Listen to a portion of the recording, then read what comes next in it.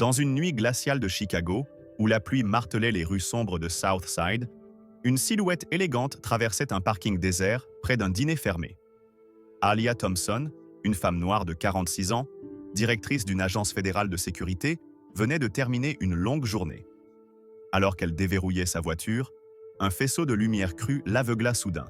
« Une femme noire comme toi n'a rien à faire ici », aboya Jack Riley, un policier blanc, sa voix chargée de mépris raciste. À ses côtés, Ethan Brooks, son coéquipier, ajouta avec un rictus « Ce genre de personnes cause toujours des problèmes ». Sans preuve, sans motif, ils exigèrent ses papiers, leurs mains déjà prêtes sur leurs armes. Alia, le cœur battant d'indignation, tenta de répondre calmement. « Je rentre chez moi, quel est le problème ?» Mais Jack, les yeux brillants de haine, s'avança, brisant le rétroviseur de sa voiture d'un coup de matraque. « Montre-nous tes papiers, ou on t'embarque !» hurla-t-il. Devant son refus de céder à l'injustice, Ethan la saisit brutalement, la plaquant contre le capot mouillé. Les menottes claquèrent sur ses poignets, le métal froid mordant sa peau, tandis que des passants, cachés dans l'ombre, filmaient en silence. La rage bouillonnait en Alia. Ce n'était pas une arrestation, c'était une humiliation raciste, un abus de pouvoir qu'elle jurait de ne jamais pardonner. Avant de vous plonger dans cette histoire qui va vous couper le souffle, chers spectateurs, montrez votre soutien en commentant « Justice ci-dessous » et abonnez-vous pour ne rien manquer. Restez jusqu'à la fin, car une révélation explosive vous attend, et croyez-moi, vous ne serez pas déçus. Alors que les gouttes de pluie continuaient de s'écraser sur le bitume trempé du parking de Southside, Alia Thompson, les poignets encore douloureux sous l'étreinte des menottes, fut poussée sans ménagement à l'arrière de la voiture de police.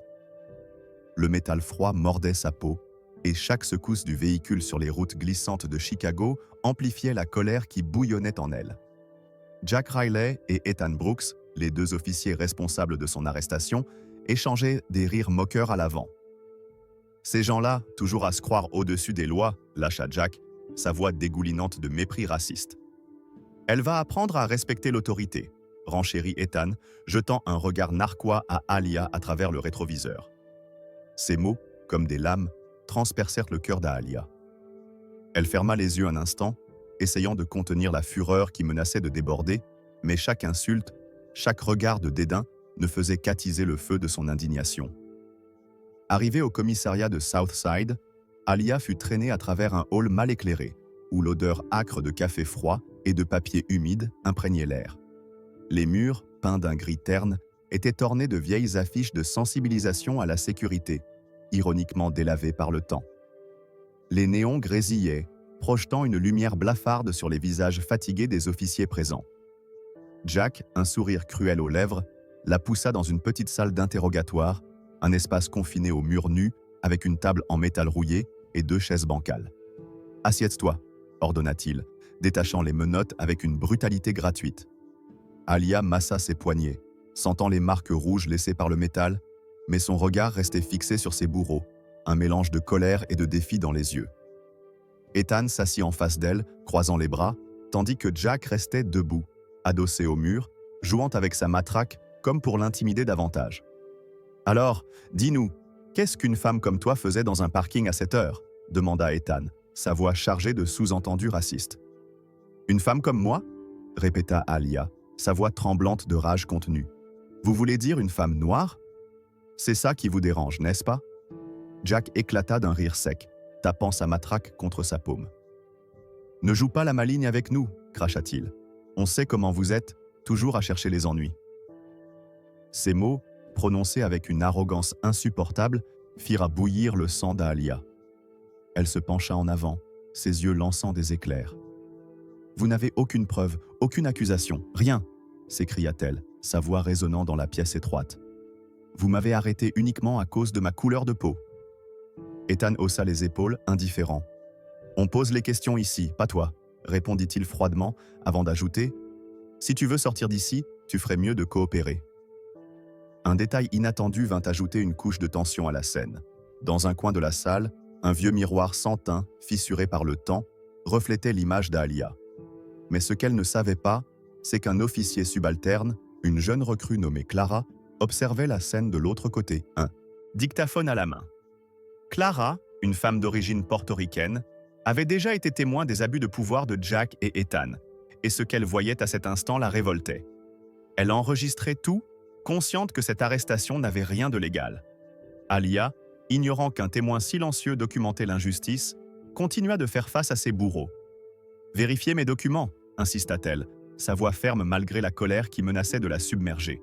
« Vous verrez que vous faites une grave erreur. » Mais Jack, un sourire narquois aux lèvres, se pencha vers elle, son souffle chaud contre son visage. « On vérifiera quand on voudra, » murmura-t-il, son ton chargé de menaces. « Pour l'instant, tu vas rester ici et apprendre ce que ça fait de ne pas être à ta place. » Le silence qui suivit fut presque insupportable. Alia sentit une vague de rage l'envahir, une colère si intense qu'elle en trembla. Elle pensa à toutes les personnes qui, avant elle, avaient été victimes de ce même système corrompu, à tous ceux qui n'avaient pas eu la chance de faire entendre leur voix. Elle savait qu'elle n'était pas seulement une prisonnière dans cette salle, elle était le symbole d'une lutte plus grande, une lutte contre l'injustice raciale qui gangrénait les institutions. Et à cet instant, elle se jura une chose. Elle ne se tairait pas. Elle allait se battre non seulement pour elle, mais pour tous ceux qui avaient été réduits au silence. Alors que les minutes s'égrenaient, lentement, Alia fixait Jack et Ethan, ses yeux brillants d'une détermination farouche. Elle savait que la vérité finirait par éclater, et quand ce moment viendrait, ces hommes regretteraient amèrement d'avoir croisé son chemin. Dans l'obscurité étouffante de la salle d'interrogatoire, Alia Thompson, le regard brûlant de colère contenue, fixait Jack Riley et Ethan Brooks, qui continuaient de l'accabler d'insultes racistes. Chaque mot, chaque ricanement, était comme une braise jetée sur un feu déjà incandescent. Mais alors que la tension atteignait son paroxysme, Ethan, lassé de l'insistance d'Alia à demander une vérification de ses documents, se leva brusquement, un air agacé sur le visage. « Très bien, tu veux qu'on vérifie ? On va vérifier, » grogna-t-il, attrapant le permis de conduire qu'elle leur avait donné au début de l'arrestation. Il quitta la pièce d'un pas lourd, laissant Alia seule avec Jack, qui continuait de la toiser avec un mépris glacial. « Tu crois vraiment que tes petits papiers vont te sauver ?» murmura-t-il, tapant sa matraque contre sa paume avec un rythme menaçant. Alia, les poings serrés sous la table, sentit une rage sourde monter en elle. Elle savait que la vérité allait bientôt éclater, et quand ce moment viendrait, ces hommes regretteraient amèrement leur arrogance. Pendant ce temps, Ethan se dirigea vers un vieux poste informatique dans une salle adjacente, un espace encombré de dossiers poussiéreux et de gobelets de café oubliés, typique des commissariats surchargés de Chicago. Les touches du clavier cliquetaient bruyamment sous ses doigts, et l'écran, d'un vert pâle, affichait lentement les informations. Il entra les données d'Alia avec une nonchalance évidente, s'attendant à trouver une fiche vierge ou, au mieux, une infraction mineure qu'il pourrait utiliser contre elle. Mais à mesure que les résultats s'affichaient, son visage se décomposa. Les mots « directrice d'une agence fédérale de sécurité » apparurent en lettres capitales, suivis d'une série de codes d'accès réservés aux plus hautes autorités. Ethan sentit son estomac se nouer. Il relut l'écran, incapable de croire ce qu'il voyait. « Non, c'est impossible », murmura-t-il, sa voix tremblante. Il se leva d'un bond, renversant une pile de dossiers dans sa précipitation, et courut vers la salle d'interrogatoire, le visage blême, comme s'il avait vu un fantôme. Lorsqu'il ouvrit la porte à la volée, Jack, qui venait de lancer une nouvelle insulte à Alia, « Les gens comme toi devraient en savoir rester à leur place », se tourna vers lui, agacé. « Qu'est-ce qui te prend ?» aboya-t-il. Mais Ethan, la gorge sèche, ne put que tendre le papier qu'il avait imprimé, ses mains tremblantes. « Elle est » bégaya-t-il, incapable de terminer sa phrase. Jack arracha le papier de ses mains, ses yeux parcourant les lignes à une vitesse frénétique. Lorsqu'il lut les mots « directrice d'une agence fédérale de sécurité », son visage se figea, et le silence qui suivit fut aussi lourd qu'une chape de plomb. Alia, toujours assise, croisa les bras, un sourire amer sur les lèvres.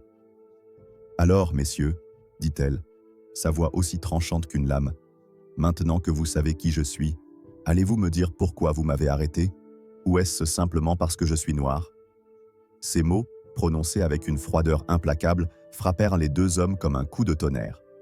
Jack, qui quelques minutes plus tôt débordait d'arrogance, sentit une sueur froide couler le long de sa nuque. Ethan, quant à lui, semblait sur le point de s'effondrer, ses jambes vacillantes.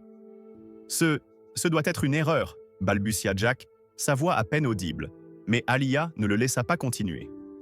Une erreur répéta-t-elle, se levant lentement de sa chaise, sa silhouette imposante emplissant la pièce d'une aura de puissance.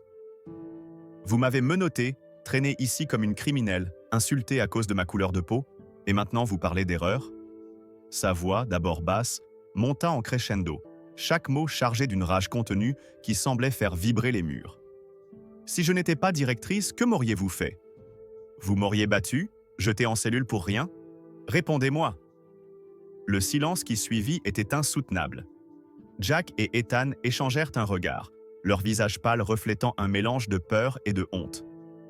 Mais un détail inattendu vint ajouter une couche de tension à la scène. Clara, la jeune recrue qui avait tout enregistré derrière le miroir sans teint, sentit son cœur battre à tout rompre. Elle savait que ce qu'elle venait d'entendre pouvait faire tomber non seulement Jack et Ethan, mais aussi exposer les failles d'un système gangréné par le racisme. Sans un mot, elle envoya l'enregistrement à un contact au Chicago Tribune, un journal connu pour ses enquêtes sur les abus de pouvoir. À cet instant, elle ignorait que son geste allait déclencher une tempête médiatique qui secouerait la ville entière. Alia, toujours debout, fixait les deux hommes avec une intensité qui les faisait reculer. « Vous avez commis l'erreur de votre carrière », murmura-t-elle, sa voix basse, mais empreinte d'une menace glaciale. « Et je vais m'assurer que vous payez pour ça. » Jack, tentant de reprendre contenance, bafouilla. « Madame, nous ne savions pas… » Mais Alia l'interrompit d'un geste de la main. « Vous ne saviez pas parce que vous n'avez même pas pris la peine de vérifier », rétorqua-t-elle, ses mots cinglants comme des coups de fouet. « Vous m'avez jugé avant même que je parle, uniquement à cause de ma peau, et ça, vous allez le regretter. » À cet instant, les néons de la salle semblèrent clignoter plus fort, comme si l'électricité elle-même ressentait la colère d'Alia.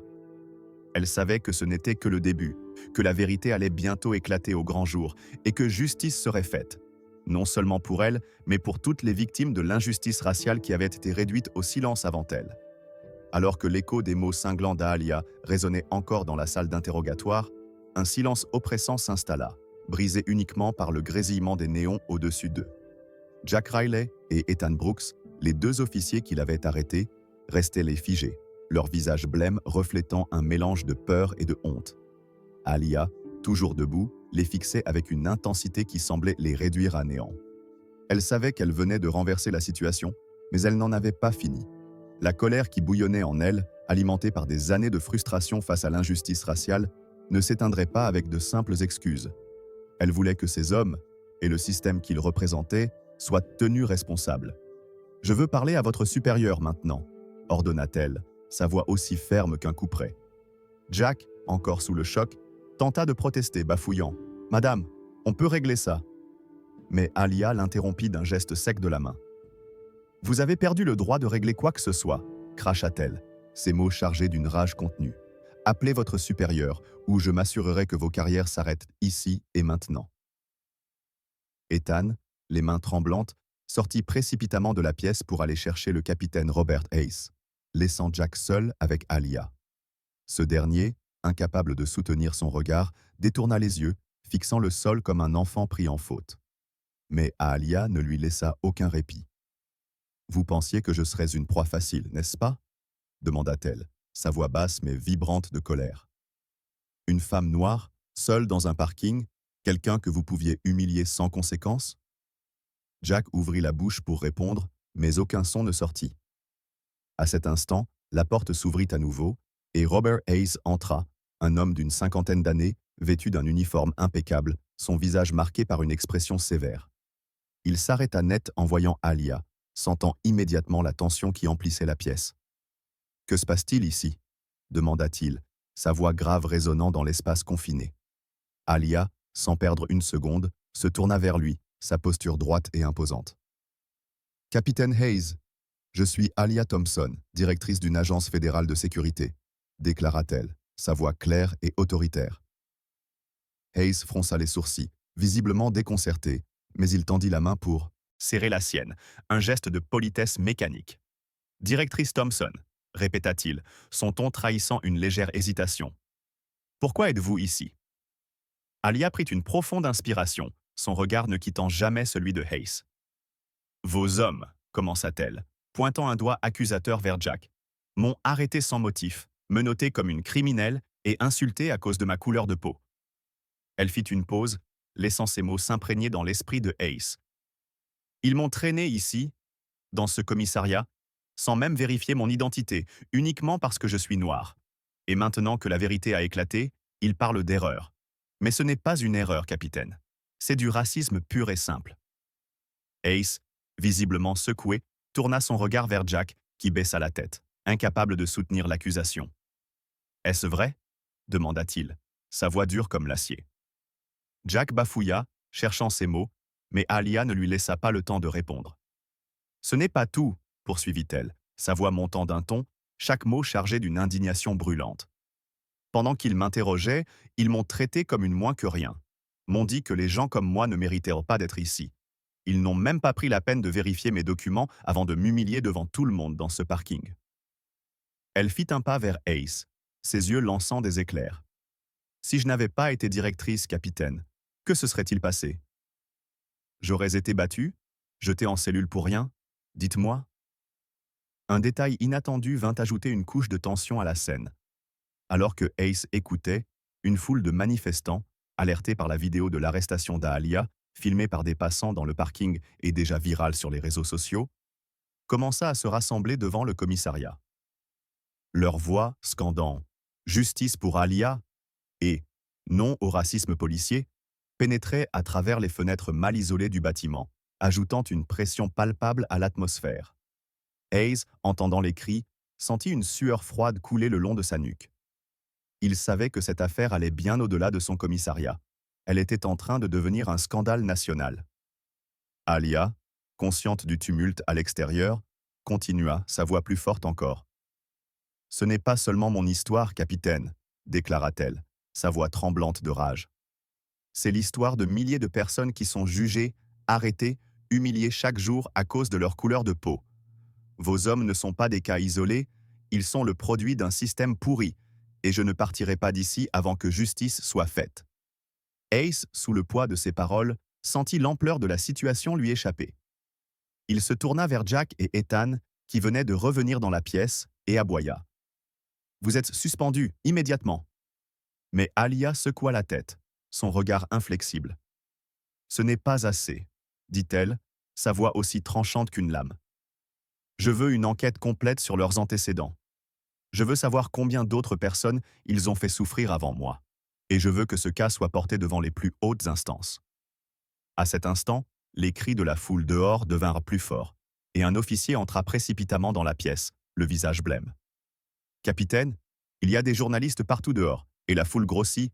Ils demandent des réponses. » Ace, acculé, comprit que l'affaire était hors de contrôle.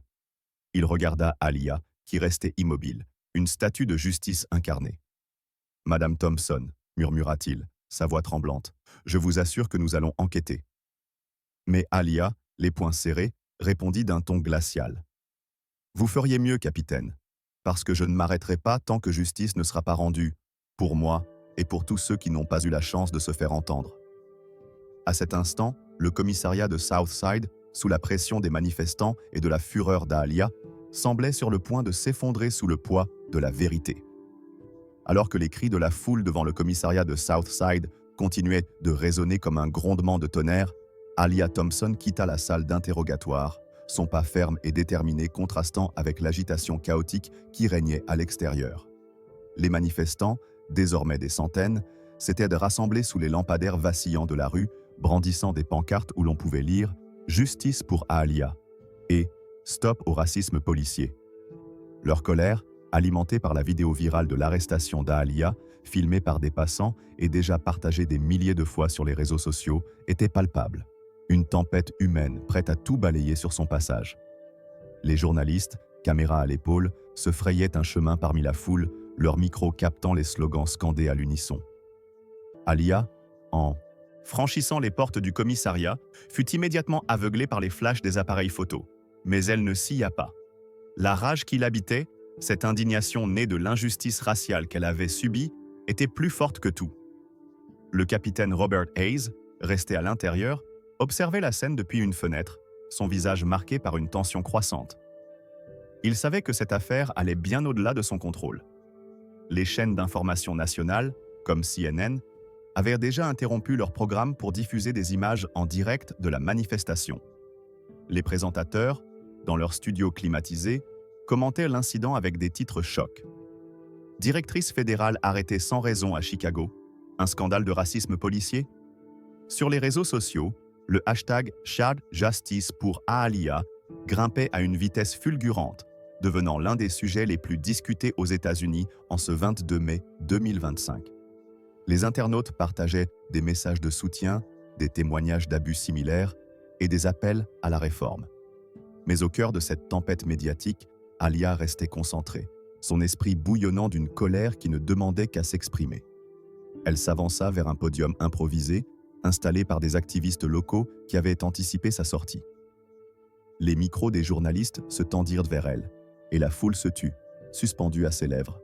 « Ce soir, commença-t-elle, sa voix claire et puissante perçant le brouhaha, j'ai été arrêtée sans raison, menottée comme une criminelle, et humiliée devant des témoins, uniquement à cause de la couleur de ma peau. » Un murmure de colère traversa l'assemblée, et Aaliyah poursuivit, sa voix montant crescendo, chaque mot chargé d'une indignation brûlante. Ses officiers, Jack Riley et Ethan Brooks, m'ont traité comme une moins que rien, m'ont dit que les gens comme moi n'avaient pas leur place ici. Mais je ne suis pas ici pour parler de moi seul. Je suis ici pour parler des milliers de personnes qui, chaque jour, vivent dans la peur d'une arrestation injuste, d'une humiliation publique, ou pire encore, d'une violence qui pourrait leur coûter la vie. La foule explosa en cris de soutien, scandant son nom, leur voix résonnant dans les rues de Southside comme un appel à la révolte. Un détail inattendu vint ajouter une couche de tension à la scène. Au milieu de la manifestation, un groupe de contre-manifestants, des hommes arborant des drapeaux de mouvements extrémistes, tenta de s'infiltrer dans la foule. Leurs cris de haine « Retournez chez vous !» et « La police fait son travail !» provoquèrent une vague de colère parmi les manifestants. Une bagarre éclata, des pancartes furent brisées et des bouteilles volèrent dans l'air, obligeant les forces de l'ordre à intervenir pour séparer les deux groupes. Aaliyah, depuis le podium, vit la scène et sentit une fureur nouvelle l'envahir. « Regardez ce que votre système a créé !» cria-t-elle, pointant un doigt accusateur vers le commissariat. « Vous avez semé la haine et maintenant vous récoltez la tempête. » Sa voix, amplifiée par les haut-parleurs, sembla faire trembler les murs du bâtiment, et les manifestants, galvanisés par ses paroles, redoublèrent leurs cris. À l'intérieur, Hayes, qui suivait la scène à la télévision, comprit que l'affaire prenait une ampleur incontrôlable. Il ordonna à ses hommes de renforcer la sécurité autour du commissariat, mais il savait que cela ne suffirait pas. Les téléphones de ses supérieurs sonnaient sans arrêt, et les appels de la mairie de Chicago exigèrent des réponses immédiates. Pendant ce temps, Aaliyah, entourée par la foule, continua de parler, sa voix devenant un symbole de résistance. « Ce n'est que le début », déclara-t-elle, ses yeux brillants d'une détermination farouche. « Je ne m'arrêterai pas tant que justice ne sera pas rendue, tant que chaque personne, peu importe sa couleur de peau, ne pourra marcher dans les rues sans crainte d'être jugée ou brutalisée. » La foule l'acclama, et à cet instant, Aaliyah devint plus qu'une victime. Elle devint une icône, une voix pour tous ceux qui avaient été réduits au silence par l'injustice raciale. Après avoir galvanisé la foule devant le commissariat de Southside, Aaliyah Thompson se retrouva dans un tourbillon d'émotions, sa colère toujours vive, mais désormais teintée d'une détermination inébranlable. Alors que les manifestants continuaient de scander son nom sous les lampadaires vacillants, elle fut escortée par des activistes locaux vers un hôtel discret à Lincoln Park, loin du chaos des rues de Chicago. Là, dans une suite modeste aux rideaux tirés, elle s'assit devant un ordinateur portable, prête à transformer sa fureur en action. Les images de la manifestation, diffusées en boucle sur CNN, avaient déjà atteint des millions de foyers à travers les États-Unis, et les réseaux sociaux étaient en ébullition. Le hashtag #Justice pour Aaliyah dominait les tendances, accompagné de milliers de témoignages d'abus similaires, des récits de personnes noires arrêtées, humiliées, ou pire, pour aucune autre raison que leur couleur de peau. Aaliyah, les yeux rivés sur l'écran, sentit une rage nouvelle l'envahir. Elle savait que ce moment était une opportunité unique, non seulement pour elle, mais pour toutes les victimes d'injustice raciale.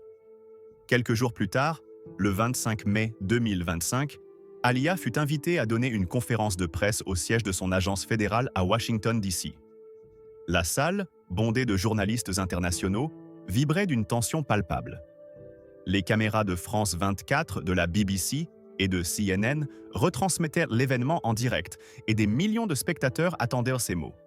Vêtue d'un tailleur noir impeccable, Alia monta sur le podium, son visage marqué par une détermination froide, mais ses yeux brûlants d'une colère contenue. « Il y a 3 jours, commença-t-elle, sa voix claire et puissante résonnant dans la salle. J'ai été arrêtée sans motif, menottée comme une criminelle, et humiliée publiquement, uniquement parce que je suis noire. » Un silence absolu s'installa, et elle poursuivit, sa voix montant crescendo, chaque mot chargé d'une indignation viscérale. Ses officiers, Jack Riley et Ethan Brooks, m'ont traité comme une moins que rien, m'ont dit que les gens comme moi n'avaient pas leur place dans leur rue. Mais je ne suis pas ici pour parler uniquement de mon histoire. Je suis ici pour parler des millions de personnes qui, chaque jour, vivent dans la peur d'une arrestation injuste, d'une violence policière ou d'une humiliation qui les brise. La foule des journalistes, suspendue à ses lèvres, sentit l'impact de ses paroles. Mais un détail inattendu vint ajouter une couche de tension à la scène.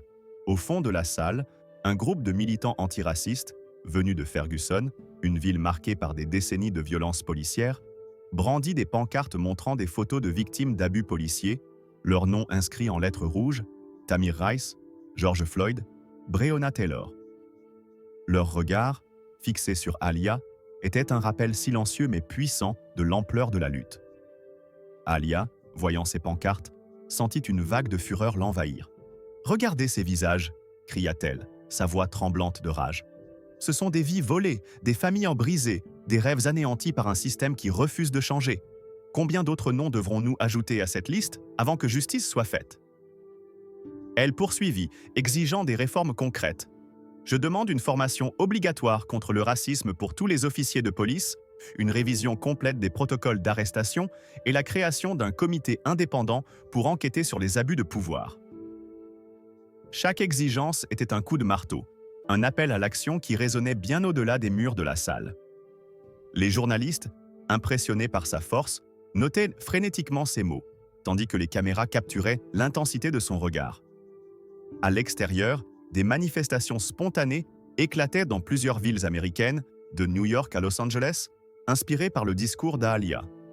À Chicago, les rues de Bronzeville furent envahies par des milliers de personnes scandant son nom, leurs pancartes illuminées par les flammes de bougies tenues en hommage aux victimes de violences policières. Mais un autre élément dramatique survint.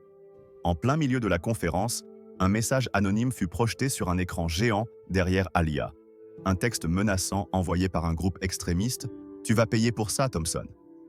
La salle entière retint son souffle et les agents de sécurité se précipitèrent pour sécuriser la zone. Alia, cependant, ne fléchit pas. Elle fixa l'écran, sa voix devenant encore plus ferme. « Vous pensez que vos menaces vont me faire taire ?» lança-t-elle, sa voix résonnant comme un défi. « Vous avez tort. Je ne m'arrêterai pas, et nous ne nous arrêterons pas, tant que justice ne sera pas rendue. » La foule éclata en applaudissements, galvanisée par son courage, mais l'incident rappela à tous la dangerosité de sa lutte. À cet instant, Alia comprit que sa voix était devenue un symbole, une arme contre l'injustice raciale qui gangrénait le pays. Elle savait que les réformes qu'elle demandait ne viendraient pas facilement, que le chemin serait semé d'embûches, de menaces et de résistance. Mais sa colère, cette fureur née de l'humiliation qu'elle avait subie, était plus forte que la peur. Alors que les caméras continuèrent de tourner, Alia conclut son discours par un appel poignant. « Nous ne pouvons plus attendre. Nous devons agir, maintenant, pour que plus personne ne soit jugé à cause de sa couleur de peau. » À Washington, à Chicago et partout ailleurs, sa voix résonna comme un cri de guerre, un appel à la révolte qui allait changer le visage de la lutte pour la justice aux États-Unis. Quelques semaines après la conférence de presse qui avait secoué l'opinion publique, la tempête médiatique autour de l'affaire d'Alia Thompson ne montrait aucun signe d'apaisement. À Chicago, les manifestations continuaient de gronder dans les quartiers comme Bronzeville et le Loop, où des pancartes portant le slogan « Justice pour Alia » illuminaient les rues lors de veillées aux chandelles, une pratique qui évoquait les commémorations françaises pour les victimes d'injustice. Les chaînes d'information, de CNN à France 24, suivaient l'affaire avec une attention obsessionnelle, et le hashtag #OrshHuskJustice pour Alia restait en tête des tendances mondiales. Alia, désormais perçue comme une icône de la lutte contre le racisme policier, avait utilisé sa position pour pousser l'enquête sur Jack Riley et Ethan Brooks, les deux officiers responsables de son arrestation. Elle savait que leur procès serait un moment clé, non seulement pour elle, mais pour toutes les victimes d'abus de pouvoir qui n'avaient jamais obtenu justice. Le jour du procès, le 15 juin 2025, le tribunal de Chicago était encerclé par une foule immense. Des militants antiracistes, des journalistes internationaux et même des familles de victimes de violences policières s'étaient rassemblés devant le bâtiment, leurs voix unies dans un chant de protestation. À l'intérieur, dans une salle d'audience aux murs de bois sombres et aux bancs usés, Jack et Ethan, vêtus de costumes mal ajustés, étaient assis côte à côte, leurs visages blêmes et leurs regards fuyants. Alia, présente au premier rang, observait la scène avec une froideur implacable, sa colère toujours aussi vive. Le procureur, une femme d'origine haïtienne nommée Marie-Louise Dubois, ouvrit le dossier avec une autorité qui imposa le silence. « Messieurs Riley et Brooks, commença-t-elle, sa voix résonnant comme un glas, vous êtes accusés d'abus de pouvoir, de discrimination raciale et de conduite inappropriée. Les preuves contre vous sont accablantes. » Elle présenta alors la vidéo virale de l'arrestation d'Alia, filmée par des passants dans le parking de Southside, et l'enregistrement clandestin réalisé par Clara, la jeune recrue du commissariat, qui avait capturé chaque insulte raciste prononcée par les deux hommes. Jack tenta de se défendre, bafouillant des excuses maladroites. « Nous suivions le protocole, nous ne savions pas qui elle était. » Mais Marie-Louise l'interrompit d'un ton cinglant. « Le protocole ?» répéta-t-elle, sa voix tremblante de rage. « Depuis quand le protocole autorise-t-il à menotter une femme sans motif, à l'humilier publiquement et à l'insulter à cause de sa couleur de peau ?» La salle entière retint son souffle, et Alia, les poings serrés, sentit une satisfaction amère l'envahir. Ethan, quant à lui, baissa la tête, incapable de répondre.